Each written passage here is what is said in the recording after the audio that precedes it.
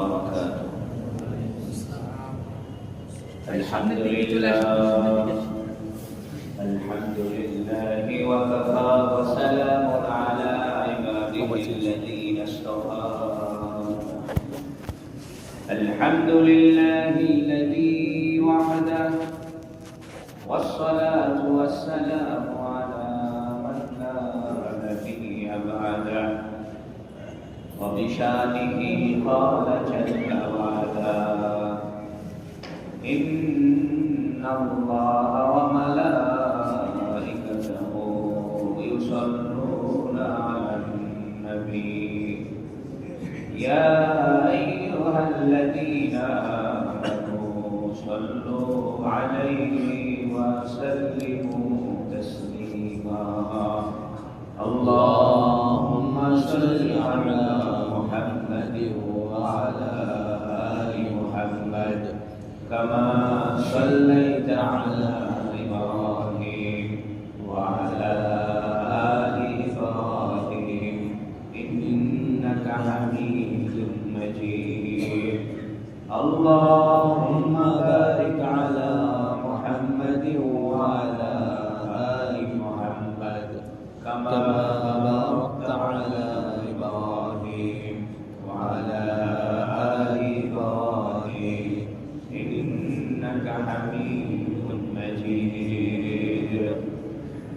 الحمد لله আল্লাহ তাবারক ওয়া তাআলার বড় মেহেরবানি যে আল্লাহ রাব্বুল ইজ্জত দীর্ঘ এক মাস পরে আল্লাহর ঘরে বসে আল্লাহর রাসূল সাল্লাল্লাহু আলাইহি ওয়াসাল্লামের দরসে হাদিসে বসার আমাদেরকে তৌফিক দান করেছেন। বলুন আলহামদুলিল্লাহ। আলহামদুলিল্লাহ। আমরা গত মাসে যে হাদিসটা আলোচনা করেছিলাম সেটি হলো রাসূলুল্লাহ সাল্লাল্লাহু আলাইহি ওয়াসাল্লামের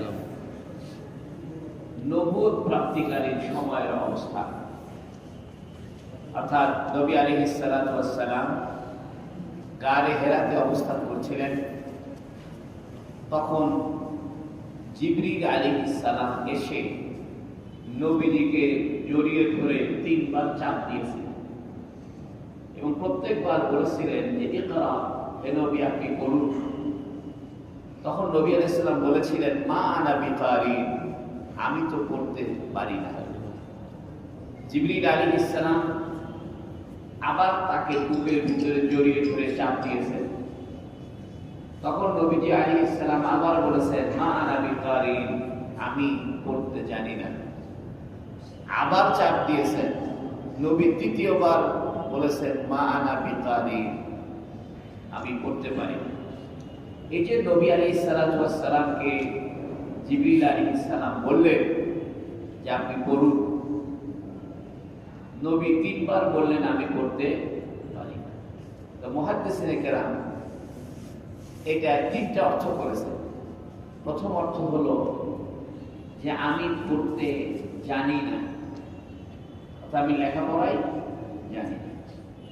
দ্বিতীয় হলো যে আমি পড়তে পারছি না, অর্থাৎ যদি জিবরিল আলাইহিস সালাম নবীজিকে মুখে মুখে বলতে বলেন, লিখিত কথা নয়, কারণ নবী যেহেতু লিখিত কোনো বিষয় পড়তে পারতেন না, মুখে মুখে যদি কাউকে বলা হয় যে আপনি আমার সঙ্গে পড়েন আলহামদুলিল্লাহি রাব্বিল আলামিন, সে তো অবশ্যই পড়তে পারবে।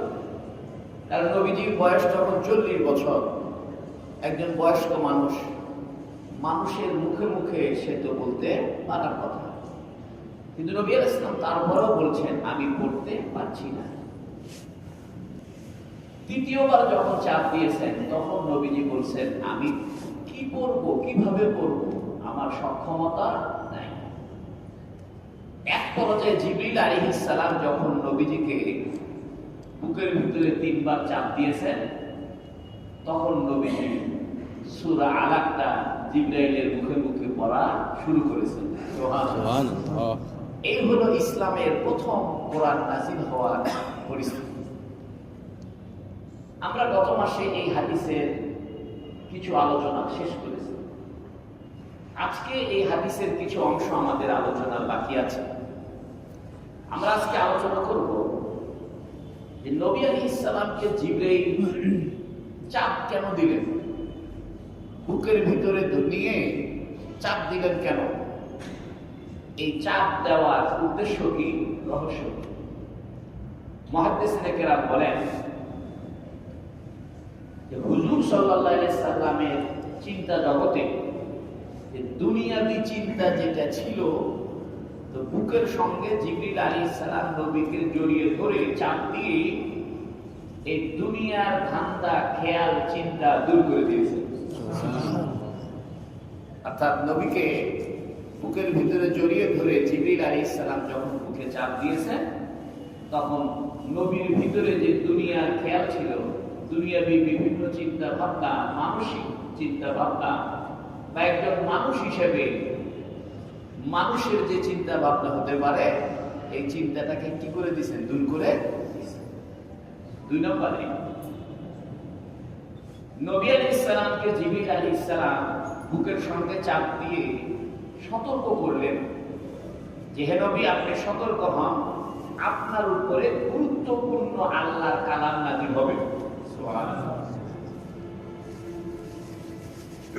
3 নম্বরে জিবরিল আলাইহিস সালাম নবীকে বুকের সঙ্গে নিয়ে চাপ দিলেন এই দিকে ইঙ্গিত করার জন্য যে আপনি নিজের পক্ষ থেকে পড়তে পারবেন না যতক্ষণ পর্যন্ত আল্লাহ আপনাকে পড়ার তৌফিক না দেন।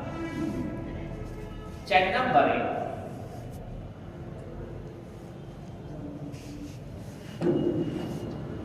নবীকে পরীক্ষা করে দেখলেন যে নবী তিনি নিজের পক্ষ থেকে কিছু পড়া আরম্ভ করে কিনা।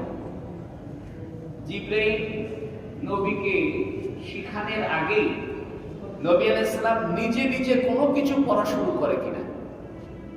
যদি নবীজি নিজে নিজে কিছু পড়া শুরু করতেন, তাহলে জিবরাইল বুঝতো যে আমি ভুল জায়গায় এসেছি।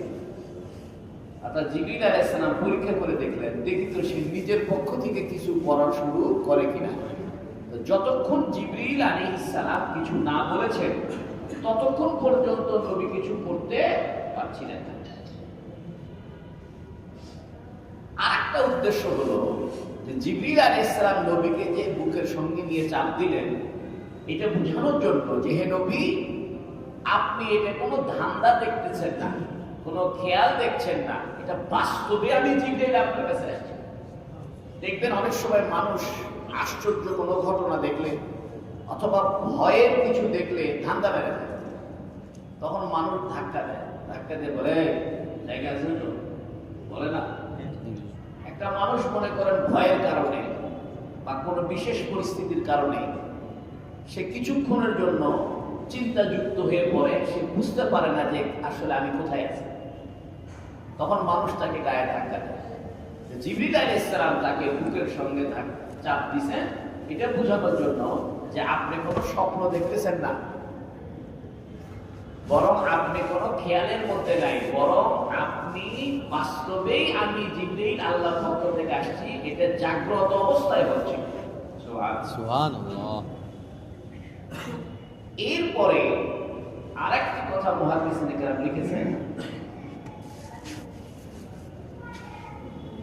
জিবরিল আলাইহিস সালাম নবীকে যে বুকের সঙ্গে নিয়ে চাপ দিলেন, অর্থাৎ আল্লাহ পাকের জাতের ভিতর থেকে, আল্লাহ পাকের অস্তিত্বের ভিতর থেকে নবীজির ভিতরে একটা নূরের কানেকশন ঢুকায় দিলেন, যাতে আল্লাহর সঙ্গে পরবর্তীতে নবীর সরাসরি কথা হইতে পারে। অনেক সময় দেখবেন আমরা সকেটের ভিতরে, প্লাগের ভিতরে ঢুকাই, এটা না ঢুকানো পর্যন্ত কারেন্ট আসবে না। নবীর বুকের ভিতরে জিবরিল আলাইহিস সালাম আল্লাহর পক্ষ থেকে একটা ওহী নাযিল হওয়ার যে যোগাযোগ, এটার যে একটা লাইন, এই লাইনটা নবীর ভিতরে করে দিলেন। এখান থেকে ধারণা করা হয়, মুহাদ্দিসিনে কেরাম বলেন যে সর্বপ্রথম কোলাকুলি একজন মানুষ আরেকজন মানুষের সঙ্গে কি করে, কোলাকুলি করে, মুআনাকা করে, এটা জিবরিল আলাইহিস সালাম নবীর সঙ্গে এই কাজটা করেছে। এই জন্য যার সঙ্গে যার মহব্বত হয়, তার সঙ্গে সে কি করে? কোলাকুলি করে।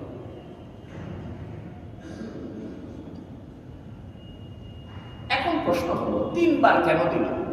বুঝলাম যে নবীকে দুনিয়ার খেয়াল থেকে বের করে আখিরাতের খেয়ালে নিয়ে আসলেন, তারপরে সতর্ক করে দিলেন যে আপনার উপরে ভারী একটা জিনিস অবতীর্ণ হচ্ছে।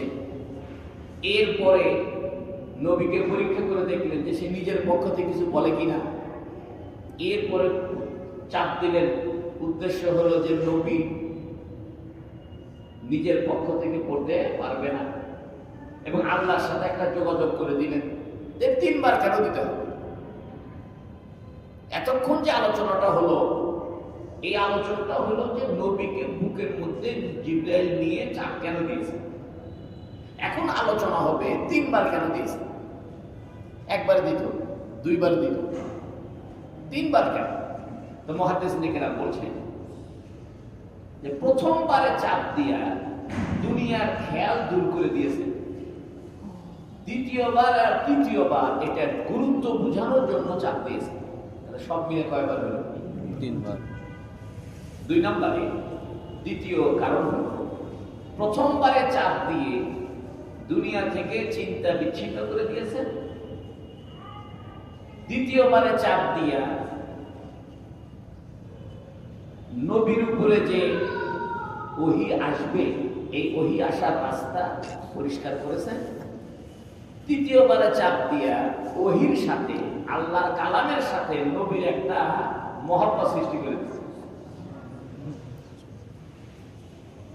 3 নাম্বার মুহাদ্দিসিনে কেরাম বলছেন যে প্রথমবারে চাপ দিয়া নবীর নফসের ইসলাহ করে দিয়েছে, অর্থাৎ নবীর যে নফস প্রবৃত্তি খায়েশাত, প্রথমবারে চাপ দিয়া নবীর খায়েশাতকে পবিত্র করেছেন, দ্বিতীয়বারে চাপ দিয়া নবীর ভিতরে যে অলসতা ছিল এই অলসতা দূর করে দিয়েছে, 3 নম্বরে চাপ দিয়া শয়তান থেকে নবীকে হেফাজত করে দিয়েছে। মুহাদ্দিসিনে কেরাম আরেকটা ব্যাখ্যা দিয়েছেন, সেটা হলো প্রথমবারে চাপ দিয়া নবীকে বুঝাই দিয়েছে যে হে নবী, আপনার উপরে নবুয়তের জিম্মাদারি আসতেছে, এটা বুঝাই দিয়েছে। দ্বিতীয়বার চাপ দিয়ে বুঝেছে যে আপনার সাথে মক্কাবাসীর মহব্বত শত্রুতায় পরিণত হবে, যে মক্কার সব মানুষ আপনাকে ভালোবাসে, কিন্তু যখন আপনি নবী হওয়ার ঘোষণা দিবেন কিছু মানুষ আপনার কি হয়ে যাবে? 3 নম্বরে চাপ দিয়েছেন, চাপ দিয়ে বুঝেছেন যে কাফেররা আপনাকে হত্যা করার ষড়যন্ত্র করবে। এই 3 চাপের ভিতরে 3টা কথা বুঝাই দিয়েছে। কোন কোন মুহাদ্দিসিনে কেরাম বলছেন যে প্রথমবারে চাপ দিয়া কোরআনের শব্দের এলেম শিক্ষা দিয়েছেন, দ্বিতীয়বারে চাপ দিয়া কোরআনের শব্দের অর্থ শিখাই দিয়েছেন, তৃতীয়বারে চাপ দিয়া কোরআনের বাক্যের মারেফত, আল্লাহর পরিচিতি, আল্লাহর নূরের মহব্বত শিখাই দিয়েছেন। কোন কোন মুহাদ্দিসিনে কেরাম বলছেন যে প্রথমবারে চাপ দিয়া আল্লাহ নবীকে কথা বলার শক্তি দিয়েছেন, অর্থাৎ যাতে তিনি দ্বীনের কথা মানুষকে শুনাইতে পারেন। দ্বিতীয়বারে চাপ দিয়া নবী যাতে কোরআনের উপরে আমল করতে পারে সেই যোগ্যতা ঢুকাই দিয়েছেন। তৃতীয়বারে নবী যেন সমস্ত কাজ সহিনিয়তে করে এটা অন্তরে ঢুকাই দিয়েছেন। কোন কোন মুহাদ্দিসিনে কেরাম আরেকটা ব্যাখ্যা দিয়েছেন, সেটা হলো যে প্রথম চাপ দিয়া তাওহীদের ইলম শিখাই দিয়েছেন, দ্বিতীয় চাপ দিয়া আল্লাহর কালাম নবীর অন্তরে যাতে ধারণ করতে পারে, নবীর অন্তরে যাতে কোরআন শরীফ সংরক্ষিত থাকতে পারে সেই যোগ্যতা সৃষ্টি করে। 3 নম্বরে নবীর অন্তরে পূর্ববর্তী নবীদের যত ঘটনা ছিল সমস্ত নবীদের ঘটনাবলী নবীর অন্তরে ঢুকে। কোন কোন মুহাদ্দিসিনে কেরাম বলছেন যে প্রথমবারে চাপ দিয়ে নবীকে বুঝেছে হে নবী আপনার উপরে মুসিবত আসবে, 2 নম্বরে চাপ দিয়ে বুঝাইছে যে আপনাকে 3 বছর কাফেররা বয়কট করে রাখবে। শিয়াবে আবি তালেব, 2 পাহাড়ের মাঝখানে একটি জায়গা, এটাকে শিয়াব বলে। অর্থাৎ শিয়াবে আবি তালেব, অর্থাৎ হে নবী, আপনাকে যে নবী বানানো হচ্ছে, আপনার কিন্তু মুসিবত আপনার উপর আসবে।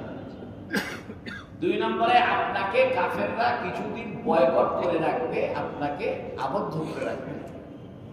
3 নম্বরে চাপ দিয়ে বুঝাইছে যে আপনাকে হিজরত করতে হবে, আপনাকে মক্কায় থাকা যাবে না, মক্কা থেকে আপনাকে এক পর্যায়ে মদিনায় কি করতে হবে? হিজরত।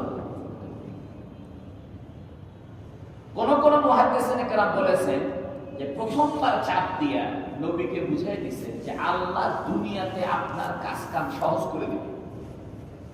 দ্বিতীয়বারে চাপ দিয়ে বুঝাইছে যে বরজখেও আপনার সাথে আল্লাহ সহজ ব্যবহার করবে। বরজখ মানে হাসরের ময়দান থেকে জান্নাতে যাওয়ার আগ পর্যন্ত কবরের জিন্দেগি, এটা কি করবে? সহজ করবে। 3 নম্বরে চাপ দিয়ে বুঝেছেন যে হে নবী, আল্লাহ আপনার সাথে আখিরাতেও নরম ব্যবহার করবে। কোন কোন মুহাদ্দিসিনে কেরাম আরেকটা ব্যাখ্যা দিয়েছেন যে প্রথমবারে চাপ দিয়া 3টা কষ্ট দূর করে দিয়েছে। কি কি কষ্ট? একটা হলো আপনি কোরআন পড়তে আপনার কোনো কষ্ট হবে না, 1 নম্বর। 2 নম্বরে আমল করতেও আপনার কোনো কষ্ট হবে না। 3 নম্বরে এই কোরআনের কথা তাবলীগ করতেও আপনার কোনো কষ্ট হবে না। এই 3 ধরনের কষ্ট কি করে দিয়েছেন? 3 চাপে দূর করে দিয়েছেন।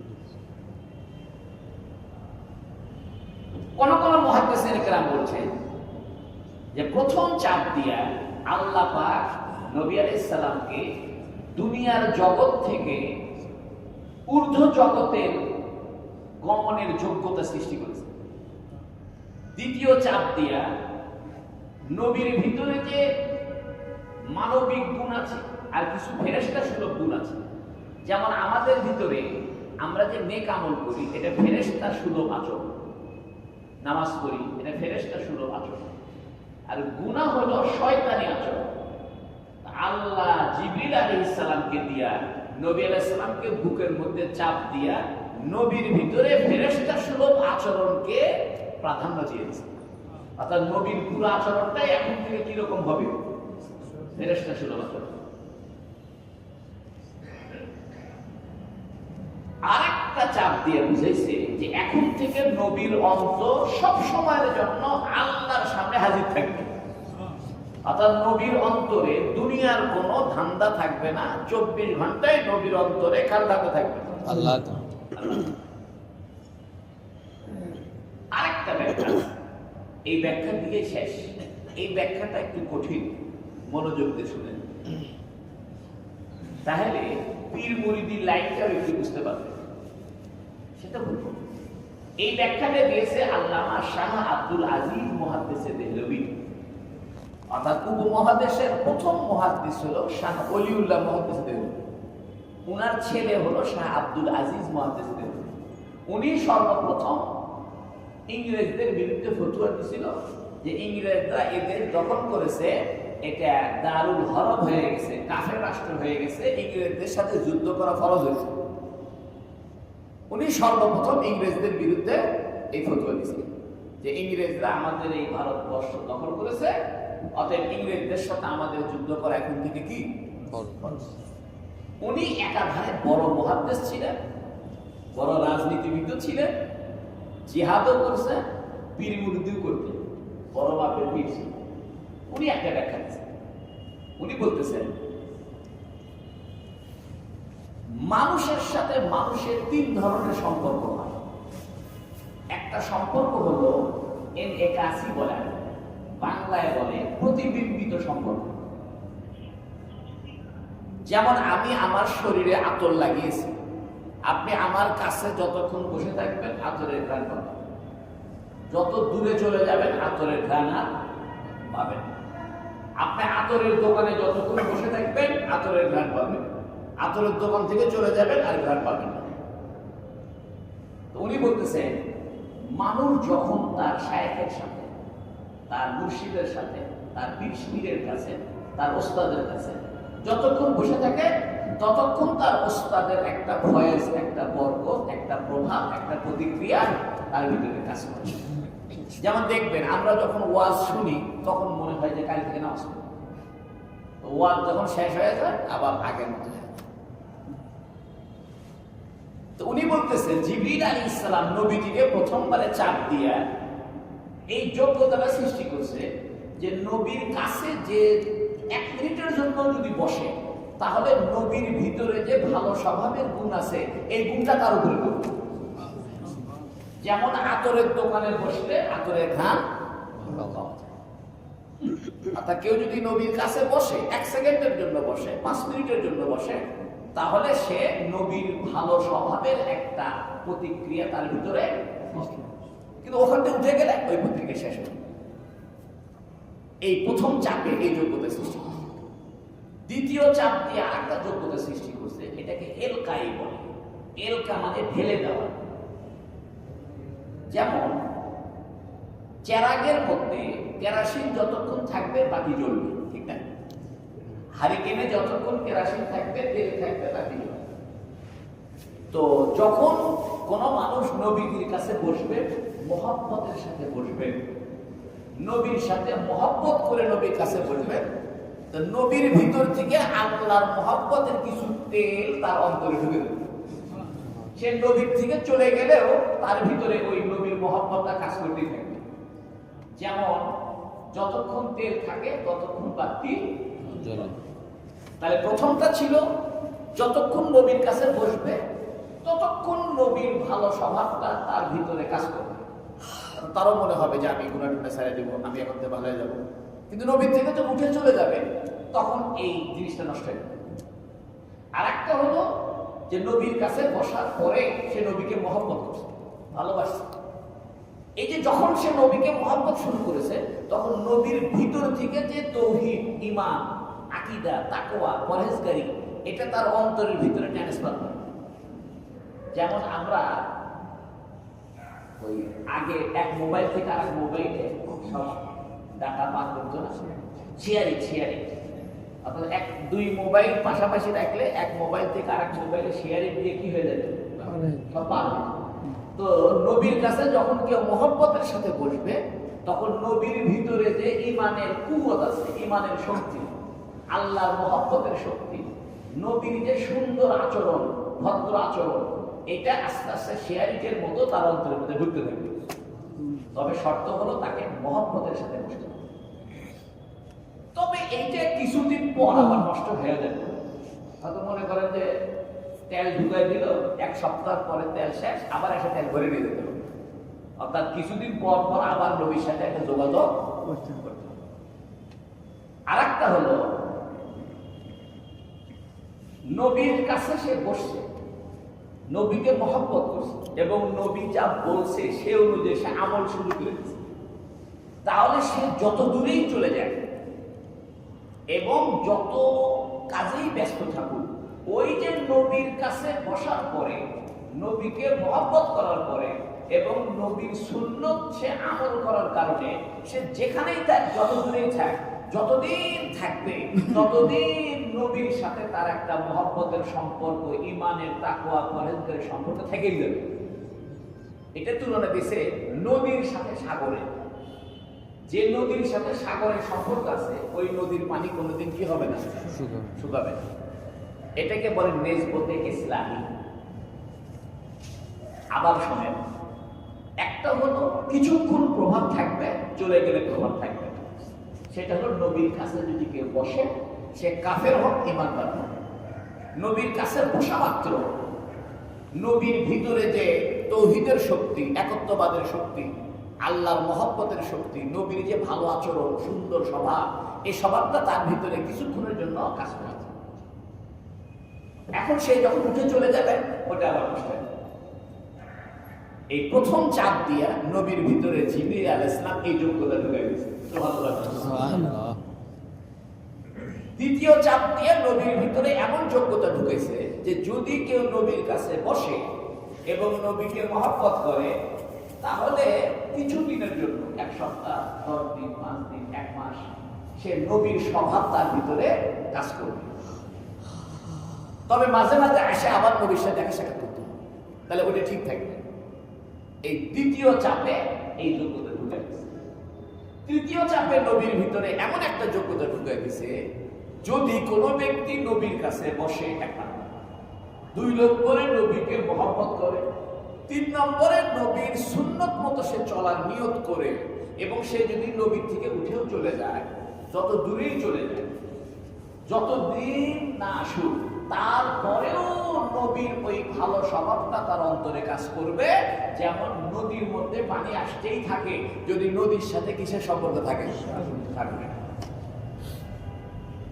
এই জন্য সুফিয়ায়ে কেরাম, তাসাউফপন্থী আলেমরা বলেছে যে কেউ যদি কোনো নেককার মানুষ চেনার উপায় কি, বলতেছে যার কাছে বসলে আখিরাতের কথা মনে হয়, দুনিয়ার কথা কম মনে হয়, আল্লাহর কথা মনে হয়, আখিরাতের কথা মনে হয়, ভালো হইতে মনে চায়, বুঝবেন এই লোকটা।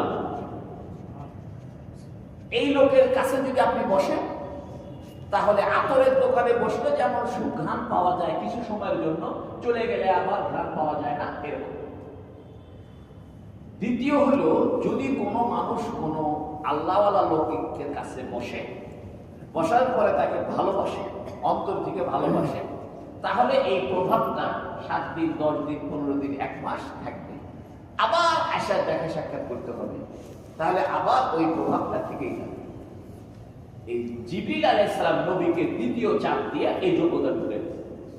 3 নম্বরে, কোনো ব্যক্তি যদি কোনো শায়েখের কাছে বসে, তাকে মহব্বত করে এবং শায়েখের বাতলানো নিয়ম অনুযায়ী সে আমল করে, যে সমস্ত জিকির আজকার তাকে দিয়েছে, যে সমস্ত কথাবার্তা হুজুরে বলছে, সেগুলো সে আমল করে, তাহলে সে তার শায়েখের কাছ থেকে উঠে চলে গেলেও, আর কোনোদিন দেখা সাক্ষাৎ না করলেও, ওই স্বভাবটা তার ভিতরে থেকেই যাবে।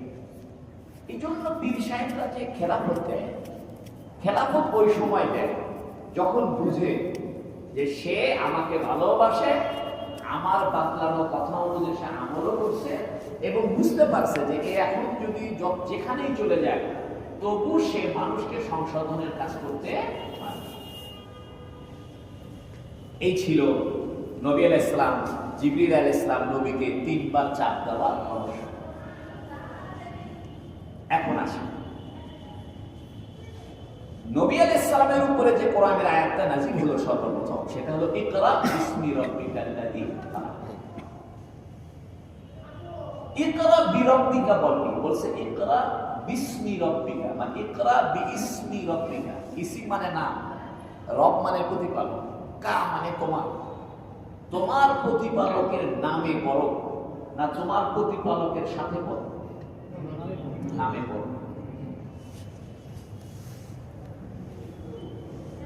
এখানে ইসিম শব্দটা কেন বলছে? এর দ্বারা বোঝা যায় আল্লাহর নামের জিকির করা জায়েজ। যেমন শুধু আল্লাহ আল্লাহ আল্লাহ আল্লাহ, আল্লাহ কার নাম? আল্লাহ। এই জন্য কোরআন শরীফে আল্লাহ বলছে, ইকরা বিইসমি রাব্বিকা, তোমার রবের নামে পড়ো। তাহলে বোঝা গেল আল্লাহর নাম উচ্চারণ করা, আল্লাহর নাম নিয়ে জিকির করা, এটা একটা ভিন্ন একটা ইবাদত এবং বৈধ ইবাদত। আমাদের দেশে অনেক মানুষ বলে আল্লাহ আল্লাহ করার দরকার, কিন্তু না, আল্লাহ আল্লাহ আল্লাহ আল্লাহ সুবহানাল্লাহ সুবহানাল্লাহ সুবহানাল্লাহ, এটা প্রমাণ। 2 নম্বর, আমরা আল্লাহর পরিচয় পাই তার নামের মাধ্যমে। কয়টা নাম? 99টা। আমরা আল্লাহর পরিচয় পাই আল্লাহর 99 নামের মাধ্যমে। এই জন্য আল্লাহ পাক কোরআন শরীফ নাযিল করেছেন, প্রথম যে আয়াত দিয়া সেখানে বলেছেন, ইকরা বিইসমি রাব্বিকা, তোমার রবের নামে পড়ো। অর্থাৎ তোমার রবকে চিনতে চাইলে তোমার রবের 99টা নাম স্মরণ করো। আমাদের বড় আফসোস, হাজারো মুসলমান আছে আল্লাহর 99 নাম সারা জীবনে পড়ে দেখে, আছে কিনা এরকম? আল্লাহর যে 99টা নাম আছে, এই 99টা নাম সারা জীবনে সে আজকে থেকে নিয়ত করেন আল্লাহর 99টা নাম মাঝে মাঝে পড়বেন, এবং এই 99 নামের অর্থটা জানবেন, এবং এই 99টার নাম উচ্চারণ করে আল্লাহর কাছে দোয়া করবে। হাদিস শরীফে আছে, যে ব্যক্তি আল্লাহর 99টা নামকে সংরক্ষিত করলো বা মুখস্থ করলো বা জানলো, আল্লাহ তার জন্য জান্নাত ওয়াজিব করে দিল। সুবহানাল্লাহ। এবং কিতাবে লিখছে, কোন মানুষ যদি চায় যে আমার দোয়াটা আল্লাহ কবুল করুন, তাহলে তার উচিত হবে আল্লাহর 99টা নাম উচ্চারণ করে আল্লাহর কাছে দোয়া করতে। এই জন্য প্রত্যেকদিন যদি সম্ভব না হয়, জুমার দিন কমস কম আল্লাহর 99টা নাম উচ্চারণ করে। আল্লাহ এখানে বলেছেন ইকরা বিসমি রব্বিকা। আল্লাহ বলতে পারলো ইকরা বিসমিল্লাহ, আল্লাহর নামে পড়ো না রবের নামে পড়ো? রবের নামে। আল্লাহর নামে পড়তে বই দেখি, পড়তে বলছে কার নামে? রব। রব শব্দ কেন বললো? আল্লাহ শব্দ বললেই তো ভালো হইতো, ইকরা বিসমিল্লাহ। তো ইকরা বিসমিল্লাহ না বলে বলতেছে ইকরা বিসমি রব্বিকা। এই যেটা বোঝানোর জন্য যে আমি মানুষকে রব বলা হয় ধীরে ধীরে যাকে যখন যেভাবে লালন পালন করা দরকার তাকে ধীরে ধীরে লালন পালন করতে করতে পরিপূর্ণতায় পৌঁছানো, তার নাম রব। যেমন আল্লাহ আমাদের রব। কেন? আল্লাহ আমাদেরকে ছোটবেলা থেকে আস্তে আস্তে বড় করে করে করে করে করে এই বয়সে আছে। আল্লাহ আমাদের রব। একটা আম গাছ ধাম করে আম হয়নি, আম গাছটা ছোট ছিল, বড় হয়েছে মুকুল ধরেছে, তারপরে আম ধরছে, তারপরে আম বড় হয়েছে, তারপর আম পাকছে। রব বলা হয় যিনি যাকে যেভাবে লালন পালন করা দরকার তাকে তিনি সেভাবে লালন পালন করে ছোট থেকে পরিপূর্ণতায় পৌঁছায়। এটা হলো রব। রবের ভিতরে অর্থ। এটা আরবিতে বলে আল্লাযী ইউরাব্বিকু শাইয়ান ফাশাইয়ান ওয়া ইয়াহতাজু ইলা হাদ্দিল কামাল। আমি আরবিটা বলতেছি কারণ আরবি বললে সময় নষ্ট হবে, আপনারা বুঝবেন। বাংলায় বলে, আমরা বলি প্রতিপালক। আসলে প্রতিপালক বললে রবের সঠিক অর্থ বোঝা যায় না। রব বলা হয় যিনি ধীরে ধীরে লালন পালন করেন, এক নম্বর। দুই নম্বরে যিনি যাকে যেভাবে লালন পালন করলে তার সুবিধা হবে তাকে সেভাবে লালন পালন করেন। তিন নম্বরে তিনি ধীরে ধীরে করে করে আস্তে আস্তে পূর্ণাঙ্গতার দিকে পৌঁছান। এইখানে যে আল্লাহ বলেছেন ইকরা বিসমি রব্বিকা, এর মানে হলো হে বান্দা, আমি তোমাকে ছোট থেকে ধীরে ধীরে বড় করছি। তোমার যত খাওয়া দাওয়া এগুলো আমি ছোট থেকে ধীরে ধীরে পূর্ণতায় পৌঁছেছি। অর্থাৎ তুমি যদি আল্লাহর মহব্বতের পূর্ণতায় পৌঁছতে চাও তাহলে আল্লাহর নামে নিয়ে পড়ো। এই জন্য এখানে আল্লাহ না বলে কি শব্দ বলছে? রব। এখন একটা কথা, আল্লাহ বলছেন ইকরা বিসমি রব্বিকা আল্লাযী খালাক। তোমার রবের নামে পড়ো যিনি সৃষ্টি করেছেন। কি সৃষ্টি করেছেন সেটা তো আল্লাহ বলেনি। আল্লাহ বলতেছেন তুমি তোমার রবের নামে পড়ো যিনি সৃষ্টি করেছেন। কি কি সৃষ্টি করেছেন সেটা তো আল্লাহ বলেন। তো মুফাসসিরিন কেরাম বলতেছে যে আল্লাহ ছাড়া বাকি যা আছে সবকিছু কে সৃষ্টি করেছেন? আল্লাহ। আর আল্লাহ যদি বলা শুরু করে ইকরা বিসমি রব্বিকাল্লাযী খালাক, তিনি আসমান বানাইছে, জমিন বানাইছে, চাঁদ বানাইছে, সূর্য বানাইছে, কত কত কত কত সারা জীবনেও শেষ হবে না। কারণ আল্লাহ যা কিছু সৃষ্টি করেছে এটা সংখ্যা দিয়ে গণনা করা যায় না, অসংখ্য। এখন যদি আল্লাহ বলতে শুরু করে আমি এটা বানাইছি, সেটা বানাইছি, সেটা বানাইছি, তাহলে কোরআন শরীফ 1000 খণ্ড হয়ে যাবে, 1 কোটি খণ্ড হয়ে যাবে। তাও কি কি বানাইছি এটা লিস্টই শেষ। এই জন্য যেহেতু সবকিছু আল্লাহ সৃষ্টি করছে, এই জন্য আল্লাহ স্রষ্টা এটা বলার পরে কি কি সৃষ্টি করছে এটার পরে,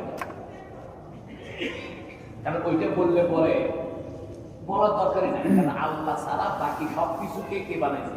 আল্লাহ। আচ্ছা, আল্লাহ তারপরে বলতেছেন খালাকাল ইনসানা মিন আলাক। ইকরা বিসমি রব্বিকাল্লাযী খালাক, তুমি তোমার রবের নামে পড়ো যিনি সৃষ্টি করেছেন। খালাকাল ইনসানা মিন আলাক, মানুষ সৃষ্টির কথা বলছে, অন্য কোন সৃষ্টির কথা বলেনি। যে আমি পাহাড় বানাইছি, চন্দ্র বানাইছি, সূর্য বানাইছি, এগুলো কিছু না বলে কার কথা বলল? মানুষ। এর দ্বারা বোঝা গেল সকল সৃষ্টির মধ্যে শ্রেষ্ঠ সৃষ্টি কে? মানুষ। এই জন্য মানুষ সৃষ্টি জগতের ভিতরে সবচেয়ে দামি সৃষ্টি হলো মানুষ। আল্লাহ বলছেন আলাক, ইকরা বিসমি রব্বিকাল্লাযী খালাক, খালাকাল ইনসানা মিন আলাক। তা আলাক কেন বলল? আল্লাহ তো মানুষকে মাটি দিয়ে বানাইছে, আবার কোরআন শরীফ আছে আল্লাহ মানুষকে পানি দিয়ে বানাইছে, বীর্য দিয়ে বানাইছে, মিম্মানি ইউমনা। কোরআন শরীফে বহু কথা আছে। আল্লাহ কোথাও মানুষ সৃষ্টির কথা বলেছেন, আমি মানুষকে মাটি থেকে বানাইছি। কোথাও বলছেন মিম্মানি ইউমনা, স্খলিত বীর্য থেকে বানাইছি। কোথাও বলেছে আমি মানুষকে পানি দিয়ে বানাইছি। আর কোথাও বলছে আমি কুন ফায়াকুন, বলছি হও হয়ে গেছে। এখানে বলতেছে আমি মানুষকে বানাইছি কি দিয়ে? জমাটবদ্ধ রক্ত দিয়ে। এটা বলার একটা কারণ হলো পৃথিবীর সব মানুষের রক্ত লাল। সুবহানাল্লাহ, সুবহানাল্লাহ। হিন্দুর রক্ত আর মুসলমানের রক্ত কালার কি ভিন্ন? না। বা ধনী আর গরিব মানুষের রক্তের রং কি ভিন্ন? না। শিক্ষিত অশিক্ষিত রক্ত কি ভিন্ন? না। আল্লাহ বুঝিতে চায় তোমাদের শরীরের যে রক্ত, এই রক্তটা সব ধরনের, সব দেশের ধনী গরিব, শিক্ষিত অশিক্ষিত, কাফের মুসলমান, ছেলে মেয়ে, ছোট বড়, সবার রক্ত কি? অতএব আমি তোমাদের সবার। এই জন্য আলাক শব্দ। আলাক শব্দের দুইটা অর্থ। একটা অর্থ হলো জমাটবদ্ধ রক্ত, আর একটা হলো যা ঝুলে থাকে, মুআল্লাক, ঝুলে থাকে। যেমন তাল গাছে বাবুই পাখির বাসা কি থাকে? ঝুলে থাকে।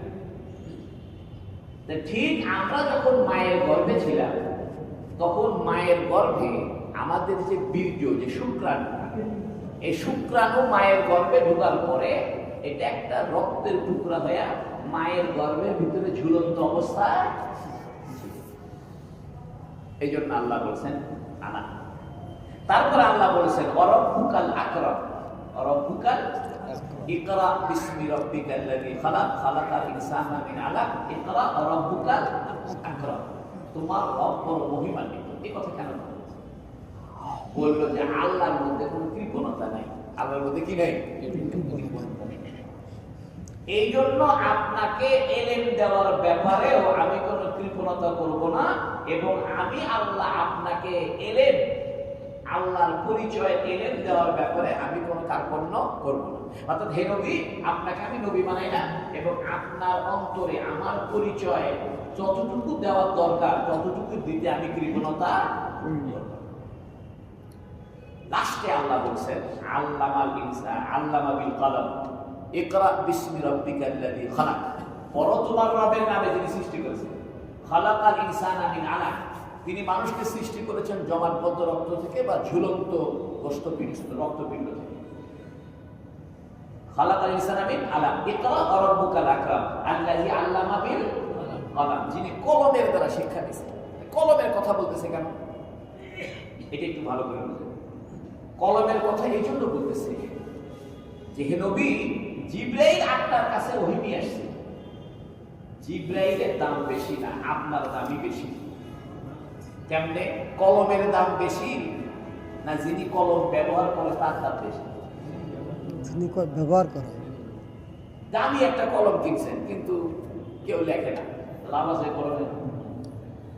তা আল্লাহ বলতেছে হে জিবরাইল, আপনি হলেন কলমের মতো, আর রাসূল হইল লেখকের মতো। লেখকের দাম বেশি না কলমের দাম বেশি? লেখকের দাম বেশি। এই জন্য মানুষ যাতে ভুল না বুঝে যে আল্লাহ থেকে ওহী নিয়ে আসছে জিবরাইল, নিয়ে আসছে নবীর কাছে, তাহলে জিবরাইলের দাম বেশি না। জিবরাইল একটা বার্তাবাহক, একটা পিয়নের কাম করছে, কিছুটা কলমের কাম করছে। এই জন্য কলমের দাম বেশি হয় না, লেখকের দাম বেশি হয়। জিবরাইল হলো কলম, আর নবী হলেন এই কলমের লিখিত বিষয়ে সম্বোধিত ব্যক্তি, তাকে সম্বোধন করছে। এই জন্য আমরা যে চিঠি লিখি, ছেলের কাছে, মায়ের কাছে, বাপের কাছে চিঠি রাখি, চিঠি নিয়ে যায় কে? পিয়ন। পিয়নের দাম বেশি না যার কাছে চিঠি নিয়ে গেছে তার দাম বেশি।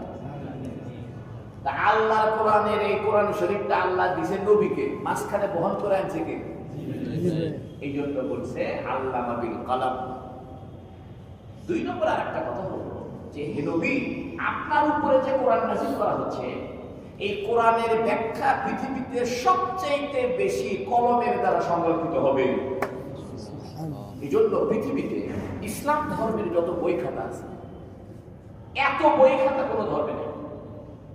অর্থাৎ ইসলামকে সংরক্ষণ করার জন্য যত তাফসীর, ফিকহ, হাদিস এবং ইসলামী জ্ঞান বিজ্ঞানের যত কিছু লেখা হয়েছে, এগুলো কোনো ধর্ম রক্ষার জন্য এত লেখালেখি হয়। আপনি শুনলে আশ্চর্য হবেন, এক কোরআন শরীফের তাফসীর আছে 100 খণ্ড, 100 খণ্ড। এবং কোরআন শরীফের কত যে তাফসীরের কিতাব আছে, এটা আপনি হুঁশ করে শেষ করতে পারবেন। এই জন্য বর্তমানে দেখা গেছে যে হিন্দু ধর্ম, বৌদ্ধ ধর্ম, খ্রিস্ট ধর্ম, ওদের যে ধর্মীয় বই খাতা আছে, এগুলো বই খাতার তুলনায় ইসলামী বই খাতা লক্ষ গুণ বেশি। ওই যে আল্লাহ বলেছে, আল্লাহ হাবিব নবী, তিনি আপনাকে কলমের দ্বারা শিক্ষা দিয়েছেন। এই জন্য ইসলামকে সুরক্ষা করার জন্য যে পরিমাণ কলমের ব্যবহার হয়েছে, এত পরিমাণ কলমের ব্যবহার অন্য কোন ধর্মে হয়নি। এর দ্বারা আরেকটা কথা বোঝা গেল যে আলেমদের উচিত কিছু লিখে যাওয়া, কারণ পূর্ববর্তী আলেমরা লিখে রেখে গেছে দেখেই তো আমরা পাইছি। এই জন্য জ্ঞান বিজ্ঞান এটা চালু থাকবে যদি এটা লেখা হয়, আর যদি এটা লেখা না হয় এটা কি হয়ে যাবে, হারায়। এই জন্য আল্লাহ শুরুতেই বলে দিচ্ছে, আল্লাহ বিল কলম, হে নবী আমি আপনাকে কলমের দ্বারা শিক্ষা। আচ্ছা, এখন কথা হলো, ইকরা বিসমি রাব্বিকাল্লাযী, এটাই সর্বপ্রথম নাযিলকৃত আয়াত, সর্বপ্রথম নাযিলকৃত আয়াত। জমহুর উলামায়ে কেরাম অর্থাৎ বেশিরভাগ আলেমরা বলতেছেন যে ইকরা এটা প্রথম নাযিল হয়েছে, এরপরে নাযিল হয়েছে মুদ্দাসসির, ইয়া আইয়ুহাল মুদ্দাসসির, ইয়া আইয়ুহাল মুদ্দাসসির। কারণ ইকরা বিসমি রাব্বিকাল্লাযী খালাক, এই আয়াত নাযিল হওয়ার যে হাদিস, এই হাদিসের মধ্যে নবী বলেছেন মা আনা বিকারি, আমি পড়তে পারি না। যদি ইকরা বিসমি রাব্বিকাল্লাযী খালাক এর আগে যদি অন্য কোনো সূরা নাযিল হইতো, তাহলে তার নবী বলতো না আমি পড়তে পারি না। যেহেতু নবী বলছেন আমি পড়তে পারি না, তাহলে বোঝা গেল ইকরা বিসমি রাব্বিকাল্লাযী খালাক এটাই সর্বপ্রথম। এখন আসেন,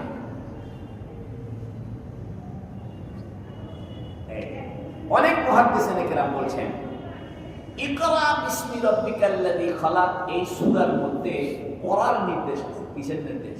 পড়ার নির্দেশ। আর মুদ্দাসসিরের মধ্যে ইনজার, সতর্ক করার নির্দেশ আছে। এইজন্য প্রথম নাযিল হয়েছে ইকরা। এর দ্বারা উদ্দেশ্য হলো মুসলমান টিকায় রাখতে চাইলে লেখাপড়া করতে হবে। লেখাপড়া করা ছাড়া কোন মুসলমান, সত্যিকারের মুসলমান কেউ টিকে থাকতে পারে না। কারণ ইসলামের প্রথম বক্তব্যই কি? লেখাপড়া করা। এখন আসেন বিসমিল্লাহির রহমানির রহিম তো নাই। বিসমিল্লাহির রহমানির রহিম এটা কোরআন শরীফের আয়াত কি আয়াত না, এটা নিয়ে লাগছে তো। আমরা জানি যে প্রত্যেক সূরার শুরুতে বিসমিল্লাহির রহমানির রহিম আছে, কিন্তু একটা সূরাতে নাই, সূরা তওবা। আবার পুরা বিসমিল্লাহির রহমানির রহিম কোরআন শরীফের সূরা নামলের মধ্যে আছে, ইন্নাহু মিন সুলাইমান ওয়া ইন্নাহু বিসমিল্লাহির রহমানির রহিম।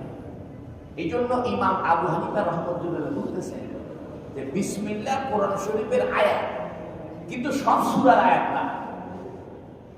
এটা হলো সূরা নামলের মধ্যে যে বিসমিল্লাহির রহমানির লেখা আছে, ওই হিসাবে বিসমিল্লাহ কোরআন শরীফের আয়াত। কিন্তু ইমাম শাফি রহমাতুল্লাহ বলতেছে যে না, প্রত্যেক সূরার শুরুতেই বিসমিল্লাহির রহমানির রহিম ওই সূরার আয়াত। এই হিসাবে ইমাম শাফি রহমাতুল্লাহর কাছে সূরা ফাতিহার আয়াত হলো 8টা। কয়টা? সূরা ফাতিহার আয়াত হলো 7 আর বিসমিল্লাহ সহ কত? 8। কিন্তু ইমাম আবু হানিফা সাহেব বলতেছে যে না, এটা সূরা ফাতিহার শুরুতে যে বিসমিল্লাহ আছে বা অন্য সূরার শুরুতে যে বিসমিল্লাহ আছে, এই বিসমিল্লাহটা ওই সূরার আয়াত নয়। তবে বিসমিল্লাহটা কিসের আয়াত? সূরা নামল। এইখান থেকে মাসলা ভাগ হয়ে গেছে। শাফি মাযহাবে কেউ যদি সূরা ফাতিহা পড়ার আগে বিসমিল্লাহ না পড়ে নামাজি হবে না, কারণ বিসমিল্লাহটা তার কিসের সাথে সম্পর্ক? সূরা ফাতিহা। আর আমরা বলতেছি প্রত্যেক সূরার শুরুতে বিসমিল্লাহ পড়া সুন্নাত। তবে কেউ যদি নামাজের মধ্যে বিসমিল্লাহির রহমানির না পড়ে সূরা আরম্ভ করে নামাজ হয়ে যাবে। কারণ আমাদের কাছে বিসমিল্লাহির রহমানির সূরার আয়াত, কোরআন শরীফের আয়াত, প্রত্যেক সূরার শুরুতে বিসমিল্লাহ আয়াত, সূরা নামলেরটা এই জন্য ইমাম শাফির কাছে বিসমিল্লাহির রহমানির রহিম পড়া ওয়াজিব। ইমাম মালিক বলেন যে বিসমিল্লাহ পড়াই মাকরুহ, কারণ বিসমিল্লাহ তো সূরার কিনা। আর ইমাম আবু হানিফা এবং ইমাম আহমদ বিন হাম্বল ওনারা বলতেছেন যে দেখেন বিসমিল্লাহ পড়া মুস্তাহাব, এটা ভালো কাজ। এই জন্য ইমাম আবু হানিফা সাহেবের মাযহাবটা মধ্যপন্থী। ইমাম শাফি সাহেব তো ওয়াজিব বলে ফেলছেন যে দেখ বিসমিল্লাহ। আবার ইমাম মালিক সাহেব বলেছে এটা মাকরুহ, অপছন্দের কাজ। বিসমিল্লাহ হলো সূরা নামলের আয়াত, এই এক আয়াত আবার সব সূরার সামনে বলবেন। তো ইমাম আবু হানিফা সাহেব মধ্যপন্থা নিয়েছেন, হচ্ছে বিসমিল্লাহ পড়া ওয়াজিব না, কিন্তু বললে ভালো। এই জন্য আমরা নামাজের মধ্যে সানা পড়ার পরে আউযু বিল্লাহ বিসমিল্লাহ করি।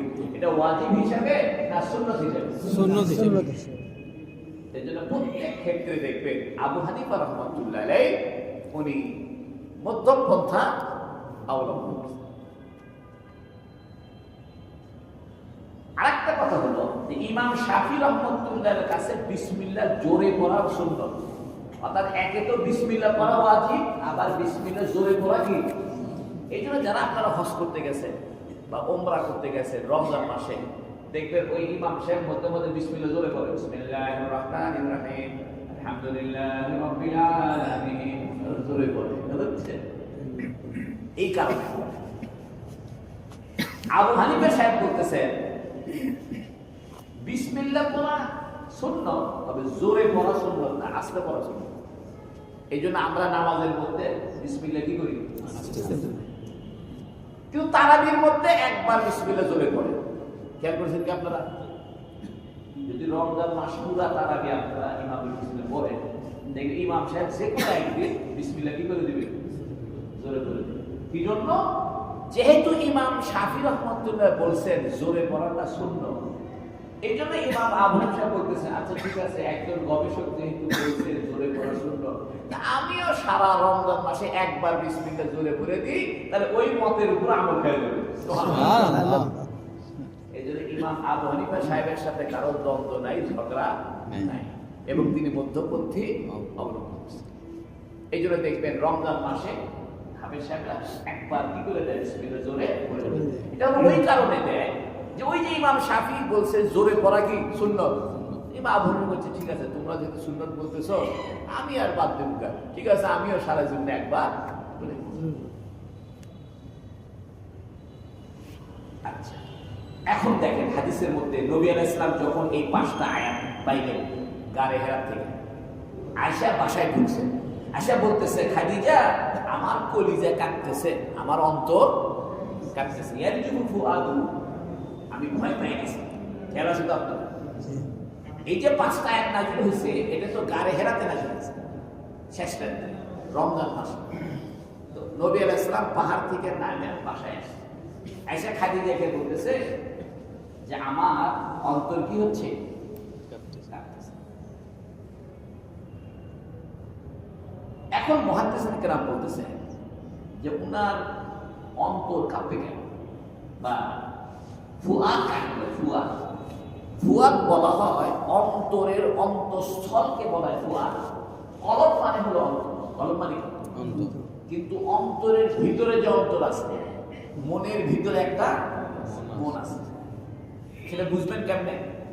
মনে করেন একজন বললো ভাই আমি 20,000 টাকা দিয়ে দেবো, আচ্ছা দেবো, পরে চিন্তা করতে হবে আবার দেবো ঠিক মতো দেয় কিনা দেয়। পরে বলছে ভাই টাকা তো আপনি দিতে চাইছিলেন কিন্তু আমি তো পাই না। এর মানে হলো প্রথমে যে বলছিল এটা অন্তর থেকে বলছিল, পরে যেটা বললো পাইলেন না, এটা হচ্ছে ফুয়াদ থেকে। কি থেকে? ফুয়াদ থেকে। ফুয়াদ হলো অন্তরের অন্তঃস্থল। তো নবী আলাইহিস সালামের অন্তরের অন্তঃস্থল কেঁপে উঠছে। কেন? কারণ অন্তরের অন্তঃস্থলেও নবীর অন্তরেও আল্লাহ, অন্তরের ভিতরে যে সূক্ষ্ম জায়গা ওখানেও কে? আল্লাহ। নবী এসে বলতেছে আমাকে কম্বল চাপায় দাও, কম্বল দাও, জাম্মিলুনি জাম্মিলুনি। খেয়াল আছে না? নবী আলাইহিস সালাম যখন গায়ে হেরাত থেকে 5টা আয়াত নিয়ে আসলেন, এসে ওনার শরীর কাঁপতেছে। এখন খাদিজাকে বলতেছে আমাকে কি করো, চাদর দিয়া ল্যাপ দিয়া ঢেকে দাও। আচ্ছা, বলা দরকার ছিল জাম্মিলিনি, অর্থাৎ আমাকে কম্বল দিয়ে মুড়ি দাও। নবী বলতেছে তোমরা সবাই মিলে আমারে কম্বল দিয়ে মুড়ি দাও। বহু বছর এতে বোঝা গেল যে ওইখানে হযরত খাদিজাও ছিলেন এবং সেখানে একটা গোলামও ছিল, কিছু বান্দি ছিল, এই জন্য বহু বছর। তা উনি এই যে বলতেছে যে আমাকে কম্বল দিয়ে চাপায় দাও, কারণ কি? আরব দেশে তো কম। তো মুহাদ্দিসরা বলতেছে নবী আলাইহিস সালাম ঘামে গেছে। কি হয়ে গেছে? ঘামে গেছে। ঘামের পরে যখন বাতাস লাগছে তখন শরীরে কি লাগছে? ঠান্ডা লাগছে। নবী বলতেছে আমি তো আমার জীবনের উপরে ভয় পেয়ে গেছি। লাকাদ খাশিতু আলা নাফসি, আমি আমার জীবনের উপরে ভয় পেয়ে গেছি। তা নবী ভয় পাবে কেন? কি জন্য ভয় পাচ্ছে? তা বলতেছি যে নবী মনে মনে চিন্তা করছে যে আমি কি পাগল হয়ে গেলাম? কি করি? তখন খাদিজা রাদিয়াল্লাহু আনহা বলছে কি, নবীকে সাথে করে নিয়ে গেছে তার চাচাতো ভাই ওরাকা বিন নওফল। এবং খাদিজা রাদিয়াল্লাহু আনহা কয়েকটা কথা বলছে যে আপনি তো মেহমানদারি করেন, আপনি তো এতিমের আশ্রয়, আপনি তো বিধবার ঠিকানা, আপনি তো অসহায়ের সহায়, আপনি তো ন্যায়ের পথে খরচাপাতি করেন, আপনার মতো মানুষকে আল্লাহ ধ্বংস। এর দ্বারা বোঝা যায় স্ত্রীদের উচিত স্বামীদেরকে উৎসাহ দেওয়া। কোন স্বামী যদি বাড়িতে যা বলে শোনো আজকে খুব না বিপদে পড়ছি, ব্যবসা লস হচ্ছে, একজনের টাকা পাবো টাকাও দিল না, ভালো লাগতেছে, জ্বর এসে গেছে, মানে যে কোনো মুসিবতের কথা যদি স্বামী বাড়িতে গিয়ে বলে, তখন বউদের উচিত হবে সে স্বামীর প্রশংসা এবং সহযোগিতা বলা যায় আপনার কোনো অসুবিধা নাই। যে কাজটা কে করছে? খাদিজা। নবীর 5টা গুণের কথা খাদিজা বলছে। 1 নম্বর গুণের কথা বলছে যে আপনি তো আত্মীয়তার সম্পর্ক ঠিক রাখেন।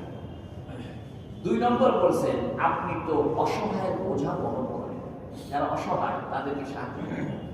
3 নম্বর বলছে আপনি তো নিঃস্ব, যাদের কিছু নাই এদেরকে আশ্রয় দেন। 4 নম্বরে বলছে আপনি তো মেহমানদারি করেন। 5 নম্বরে বলছে যে আপনি তো হক পথে ন্যায় পথে খরচ করেন। বুঝা গেল এই নবীর 5টা স্বভাব গুরুত্বপূর্ণ। আমরাও নিয়ত করি, আমরা 1 নম্বরে আমরা কি করব? আত্মীয়তার সম্পর্ক ঠিক রাখবো। আল্লাহ তৌফিক দিন করুন, আমিন।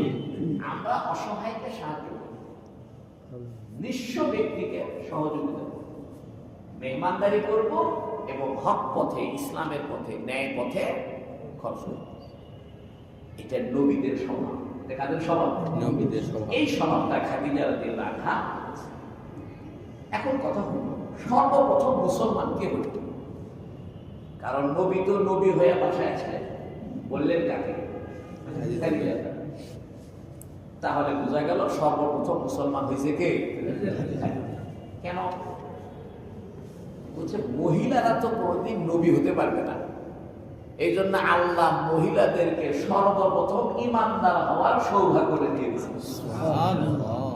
মনে করেন পুরুষ মানুষই নবী, আবার সর্বপ্রথম পুরুষ মানুষই ইমান আনলো, তো মহিলারা বলবে হ্যাঁ আমরা কিছুই পাইলাম না, নবী হতে পারলাম না, প্রথমবারে মুসলমান ইমানদার হতে পারলাম। এই জন্য সর্বপ্রথম ইমান আনছে কে? এর দ্বারা বোঝা যায় বাড়ির পরিবেশ ঠিক করা জরুরি। তবে ইমাম আবু হানিফা সাহেব সুন্দর একটা ব্যাখ্যা দিয়েছেন। ইমাম আবু হানিফা রহমতুল্লাহ বলতেছেন যে মেয়েদের মধ্যে সর্বপ্রথম ইসলাম গ্রহণ করছে খাদিজা, যুবকদের মধ্যে করছে হযরত আলী, বাচ্চাদের মধ্যে অল্প বয়সের, গোলামদের মধ্যে করছে যায়েদ বিন হারেস, আর প্রাপ্তবয়স্ক পুরুষের মধ্যে করছে আবু বকর। সুবহানাল্লাহ। সব কথা একসাথে মিলে গেল। মেয়েদের মধ্যে প্রথম ইসলাম গ্রহণ করছে খাদিজা রাদিয়াল্লাহু আনহা, প্রাপ্তবয়স্ক যুবকদের ভিতরে বয়স্ক মানুষের মধ্যে ইসলাম গ্রহণ করছে আবু বকর, আর অল্প বয়সের বাচ্চাদের মধ্যে ইসলাম গ্রহণ করছে আলী রাদিয়াল্লাহু আনহু, আর গোলামদের মধ্যে সর্বপ্রথম ইসলাম গ্রহণ করছে যায়েদ। এটা সত্য পথে খরচ করা, এটা কয়েকটা অর্থ। একটা অর্থ হলো ফকিরদেরকে দেওয়া, 2 নম্বর হলো আসমানি বালা মুসিবত হয়, অনেক সময় দেখে ঝড় হয়, বন্যা হয়, বা শীত হয়, শীতের কারণে মানুষ কম্বলে কষ্ট পায়, যেগুলো মুসিবত প্রাকৃতিক ভাবে আল্লাহর পক্ষ থেকে হয়, যেমন ঠান্ডা পড়ছে বর্তমানে, এই ঠান্ডার মধ্যে কম্বল দেওয়া, অথবা ঝড়ের মধ্যে মানুষের বাড়ি ঘর ভেঙে গেছে, বাড়ি ঘর বানায় দেওয়া, অথবা বন্যা হয়ে সব ডুবে গেছে, খাওয়া দাওয়া খাইতে পারতেছে না, এই বন্যায় ডুবন্ত মানুষের মুড়ি চিড়া, তারপরে ম্যাচ খাবার দাবার দেওয়া, এটাও হলো সত্য পথে খরচ। এই জন্য নবী আলাইহিস সালাম গরিব মানুষকেও দিতেন, আবার যখন কোনো বালা মুসিবত হইতো, বন্যা হইতো, খরা হইতো, তখনও নবী আলাইহিস সালাম কি করতেন? সাহায্য। এই জন্য এই যে বন্যা হয়, শীতকাল হয়, কম্বলের অভাব দেখা দেয়, এই সময়ও আমরা কি করবো? সহযোগিতার হাত বাড়াই দেব। এই কাজটা কে করতেন? এখন আসে ওয়ারাকার কাছে কেন গেল নবী আলাইহিস সালাম? খাদিজা রাদিয়াল্লাহু আনহা ওনার স্বামী নবীকে নিয়ে কোথায় গেছে? ওনার চাচাতো ভাই ওয়ারাকা বিন নওফল, ওনার কাছে কেন?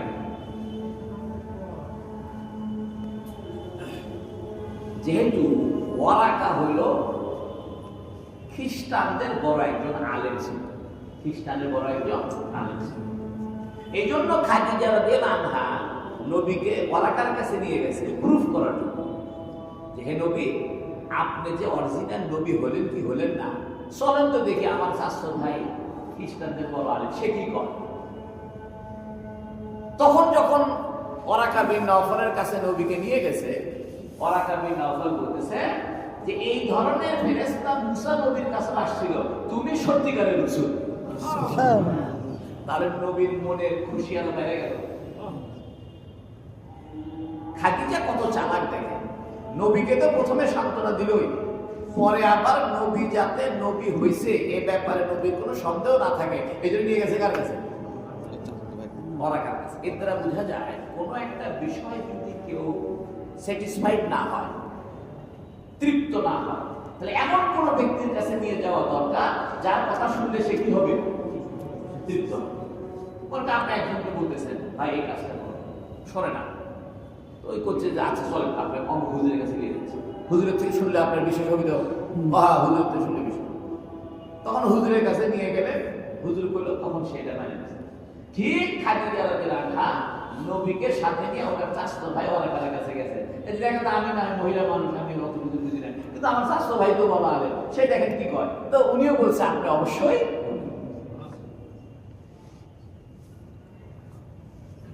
তো এই ওয়ারাকা বিন নওফল উনি খাদিজার চাচাতো ভাই, উনি বলছেন এই কথা যে আমি যদি শক্তি সামর্থ্য অবস্থায় থাকতাম, যখন মক্কার লোকেরা তোমাকে বের করে দিবে, আমি অবশ্যই তোমাকে কি করতাম? সাহায্য করতাম।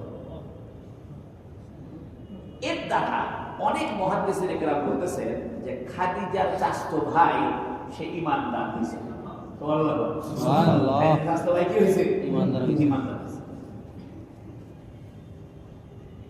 হাদিসের মধ্যে আছে উনি বুড়া হয়ে গেছিলেন এবং অন্ধ হয়ে গেছিলেন, কে? ওয়ারাকা। এবং হাদিসের মধ্যে এটাও আছে যে উনি ইনজিলকে আরবি ভাষায় অনুবাদ করতেন। ইনজিলকে আরবি ভাষায় অনুবাদ করতেন। প্রশ্ন হলো উনি অন্ধ হয়ে গেলে অনুবাদ করে কেন? অন্ধ মানুষ, একটা অন্ধ মানুষ তো ইনজিল দেখে দেখে পড়তে হবে, তার না অনুবাদ করবে। এটার জবাব দিচ্ছে যে আসলে উনি